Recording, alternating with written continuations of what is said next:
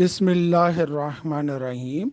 इमाम ज़माना अलैहिस्सलाम के चार नाइबीन, जिनको हम नवाब अरबा भी कहते हैं, ये वो हजरात हैं जिन्हें गैबत सुकरा के ज़माने में नियाबत का काम सुपुर्द किया गया। मार्फत इमाम असर अज्जलल्लाहु ताला, इमाम असर के चार सुफरा हैं जिनको एक के बाद दीगरे सफ़ारत का मनसब हासिल हुआ। इनकी मुख्तसर दास्तान ज़िंदगी। उस्मान बिन सईद उमरी ये पहले नाइब हैं। ये इमाम अली नकी अलैहिस्सलाम और इमाम हसन अस्करी अलैहिस्सलाम के असाब में से थे और इनके वकील ख़ास थे। हालात के तहत रोगन फरोशी की दुकान रख ली थी ताकि ख़रीदारों के बहस में आने वालों से हकूक़ इमाम हासिल कर सकें और इनके सवालात के जवाबात इमाम से हासिल करके इनके हवाले कर सकें। इसी बिना पर इन्हें समनान भी कहा जाता है। अहमद बिन इसहाक़ कुम्मी, जो ख़ुद भी एक जलील क़दर आलिम थे, इनका बयान है कि मैंने इमाम अली नकी से अर्ज़ किया कि बाज़ औक़ात आप तक पहुँचना मुश्किल है, तो आपके अहकाम हासिल करने का ज़रिया कौन होगा? तो आपने फरमाया उस्मान बिन सईद की तरफ रुजू करना। जो कुछ ये कहें वो मेरा कौल है, जो पैगाम पहुँचाएँ वो मेरा पैगाम है। और आपके इंतकाल के बाद मैंने यही सवाल इमाम हसन अस्करी से किया तो आपने भी ये बेअनी ही जवाब दिया। बल्कि यमन से आने वाली एक जमात के बारे में फरमाया, जाओ इनसे जुमला रकम हासिल कर लो कि तुम मेरे मोतमिद हो। और जब लोगों ने सवाल किया कि आपने इनके मर्तबे को बहुत बुलंद कर दिया है, तो फरमाया उस्मान बिन सईद मेरे वकील हैं और इनका फ़र्जंद मेरे फ़र्जंद का वकील होगा।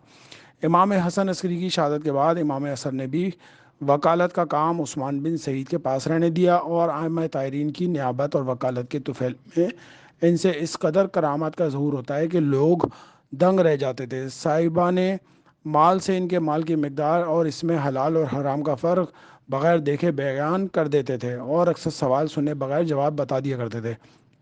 इमाम अली नकी और इमाम हसन अस्करी की तरफ से इस तरह की सनद और इनका कौल मेरा कौल है, इनका पैगाम मेरा पैगाम है, एक ऐसे मरतबे की निशानदेही करता है जिसकी बिना पर इन्हें मासूम का सही पैरो और महफूज अनिल ख़ताबी शुमार किया जा सकता है। दुनिया में किसी भी मदी ईमान को इस तरह की सनद ज़बान मासूम से हासिल हो जाती है। जनाब उस्मान बिन सईद का दौरे सिफारत 5 साल जारी रहा। मोहम्मद बिन उस्मान सईद उमरी, इन्हें भी इमाम हसन अस्करी अलैहिस्सलाम ने अपने फ़र्जंद का वकील नामज़द कर दिया था। लेकिन जब उस्मान बिन सईद का इंतकाल हुआ तो उनके पास इमाम ज़माना अज्जलल्लाहु ताला शरीफ का ताज़ियतनामा आया, जिसका मज़मून ये था। इमाम ज़माना ने बयान किया, बेशक हम अल्लाह के लिए हैं, बुलाशुबा हम उसकी तरफ वापस जाने वाले हैं। इस हुक्म के सामने सर तस्लीम खम करते हुए राज़ी बर रज़ा होकर तुम्हारे वालिद ने अपनी ज़िंदगी बासादत गुजारी और मरते वक्त तक काबिल तारीफ़ रहे।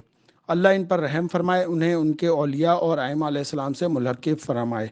ये मुसलसल अपने आइम्मा के अमूर में जद्दोजहद और सही कोशिश करते रहे ताकि इन्हें अल्लाह अज़्ज़ व जल और आइम्मा तहरीन का तक़र्रुब हासिल हो। अल्लाह इनके चेहरों को बारौनक और शादाब रखे। दूसरे पैराग्राफ में जो है तहरीर फरमाया कि अल्लाह ताला तुम्हें इस मुसीबत पर सब्र का बहुत ज़्यादा सवाब अता फ़रमाए। इनकी मौत पर तुम भी सोगवार हो और हम भी। इनकी जुदाई का जिस कदर तुमको दुख है इस कदर हमें भी। खैर वो जहाँ हैं वहाँ अल्लाह ताला उनको खुश और मसरूर रखे। इनकी इंतहाई खुशकिस्मती की बात तो यह है कि अल्लाह ने इन्हें तुम जैसा फ़र्जन अता फ़रमाया और इनके बाद वो इनका जानशीन और कायम मुकाम हो जो इनके लिए तलब रहमत कर रहा है।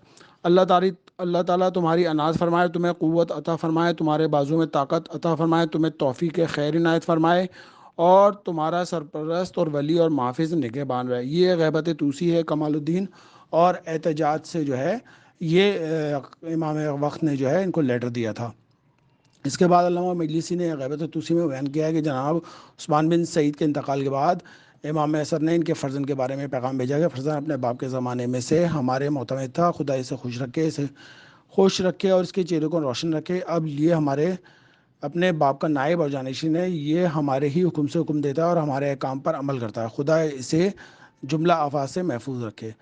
जनाब मोहम्मद बिन उस्मान बिन सईद की दुख्तर नेक अख्तर उम्मे कुलसूम का बयान है कि मेरे पदर बुजुर्गार ने कई जिल्द किताब तालीफ़ की जिसमें इमाम हसन अस्करी और अपने पदर बुजुर्गार से हासिल किए हुए अलूम और अहकाम को जमा किया और अपने इंतकाल के वक्त सारा सामान जनाब हुसैन बिन रोके हवाले किया। जनाब मोहम्मद बिन उस्मान सईद की रिवायत है कि इमाम ज़माना हर साल हज में तशरीफ़ लाते हैं और लोगों से मुलाकात भी करते हैं, लेकिन लोग इन्हें पहचान नहीं सकते। बल्कि वो मेरी आखिरी मुलाकात भी हज के ही मौके पर हुई थी, जब वो खुदा खाना के करीब इस दुआ में मसरूफ़ थे कि खुदाया मेरे वादे को पूरा फरमा। और फिर मुस्तजार के करीब पहुँचकर ये दुआ करने लगे, खुदाया मुझे दुश्मन से इंतकाम लेने का मौका इनायत फर। انہوں نے جو ہے 40 سال جو ہے سفارت کے فرائض انجام دیے تھے۔ تیسرے ہیں جناب حسین بن رو، یہ محمد بن عثمان کے مخصوص اصحاب میں سے تھے، لیکن بظاہر ان کا مرتبہ جعفر بن احمد سے کمتر تھا، اور لوگوں کا خیال تھا کہ چوتھے نائب جعفر بن احمد ہی ہوں گے۔ چنانچہ جب محمد بن عثمان کا آخری وقت آیا تو جعفر بن احمد سرانے بیٹھے، حسین بن رو پائی تھی، لیکن جیسے ہی محمد بن عثمان نے پیغام دیا کہ امام نے بتایا ہے کہ ان کی نیابت جو ہے حسین بن رو کے بارے میں نصیحت فرمائی، تو فوراً جعفر بن احمد نے انہیں سرانے سے بٹھایا اور خود پائیتی پر بیٹھ گئے۔ امام سے بہتر حالات اور مصالحے کا جاننے والا کوئی نہیں، اور ہمارا فرض یہ ہے کہ ان کے حکم کے سامنے سر تسلیم خم رکھیں۔ اس کا ایک راز یہ ہے کہ ان اسرار امامت کے چھپانے کی صلاحیت زیادہ تھی ان میں، حسین بن رو میں، اور ان کا برتاؤ بغداد میں تمام مذاہب کے افراد کے ساتھ ایسا تھا کہ ہر شخص انہیں اپنا ہم خیال جو ہے وہ سمجھتا تھا، اور اس بات پر فخر کرتا تھا کہ حسین بن رو ہماری جماعت سے تعلق رکھتے ہیں، اور ظاہر ہے اس دور کی سفارت اور نیابت کے لیے کمال علم اور دانش سے زیادہ اہمیت اور رازداری قوت برداشت کی تھی۔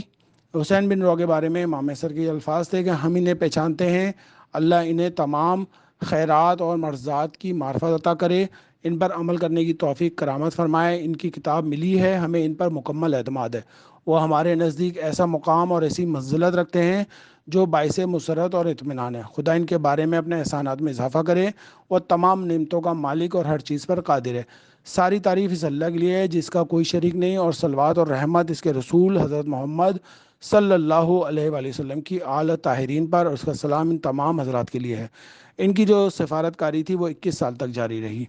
ابو الحسن علی بن محمد سمری، انہیں جناب حسین بن رو نے حکم امام سے نامزد کیا تھا، اور برابر وکالت اور سفارت کے لیے فرائض انجام دے رہے تھے، اور لوگوں کے اموال امام تک پہنچا رہے تھے، یہاں تک کہ ان کا وقت وفات قریب آیا تو لوگوں نے عرض کی کہ آپ کا نائب کون ہوگا، تو انہوں نے فرمایا یہ میرے اختیار کا کام نہیں، خدا اپنے مسالے کو بہتر جانتا ہے، اور امام کی طرف سے اب یہ پیغام موصول ہوا ہے۔